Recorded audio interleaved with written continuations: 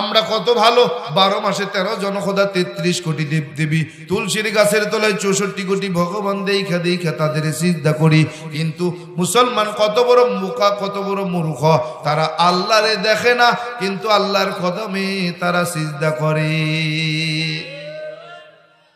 বাবা কয় বুঝলাম না।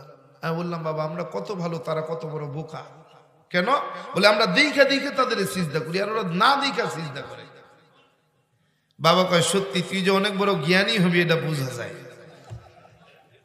তুই যে বড় জ্ঞানী হবি এটা বোঝা যায়।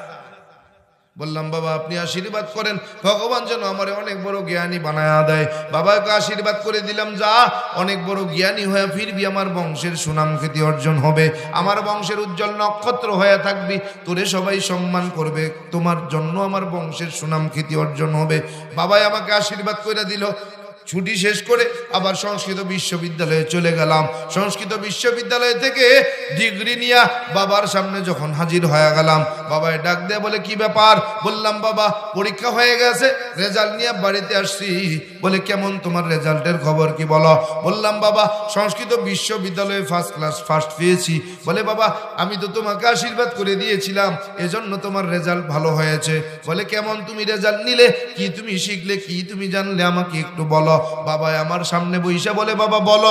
বললাম বাবা শুরুতে আপনাকে একটা কথা বলেছিলাম, স্মরণে কি আছে? বলে কি কথা? বললাম আমরা বড় ভালো, মুসলমান বড় বোকা। বলে হা। বললাম বাবা আপনি বেদ বিশ্বাস করেন? বলে হা। বেদ মানেন? বলে হা। বেদের শ্লোক বিশ্বাস করেন? বলে হা। বেদের শ্লোক মানেন? বলে হা। বেদকে সত্য মনে করেন? বলে হা। বেদ কত ভাগ সত্য? বলে 100 ভাগের মধ্যে 100 ভাগ। বেদের শ্লোক কত ভাগ সত্য? বলে 100 ভাগের মধ্যে 100 ভাগ। বাবাই কয় কি বুঝাতে চাও? বুঝলাম না। বললাম বাবা বেদ যদি সত্য হয়, বেদের শ্লোক যদি সত্য হয়, তাইলে মুসলমান বড় সত্য, আমরা বড় মিথ্যা। বাবা কয় কি বুঝাতে চাও? বললাম বাবা বেদ যদি সত্য হয়, বেদের শ্লোক যদি সত্য হয়, তাইলে মুসলমান সত্য, আমরা মিথ্যা। বলে কেন? বললাম বাবা বেদের শ্লোক যদি মিথ্যা হয়, আর বেদের শ্লোক যদি মিথ্যা হয়, বেদ যদি মিথ্যা হয়, তাইলে আমরা সত্য, মুসলমান মিথ্যা। বাবা কই কেন?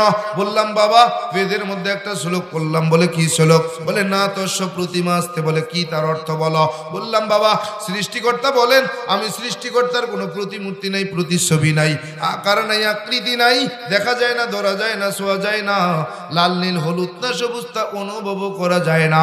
ও বাবা জানতে চাই তাইলে বলেন 12 মাসে 13 জন খোদা, 33 কোটি দেব দেবী, তুলসীর গাছের তলায় 64 কোটি ভগবান, তারা কারা?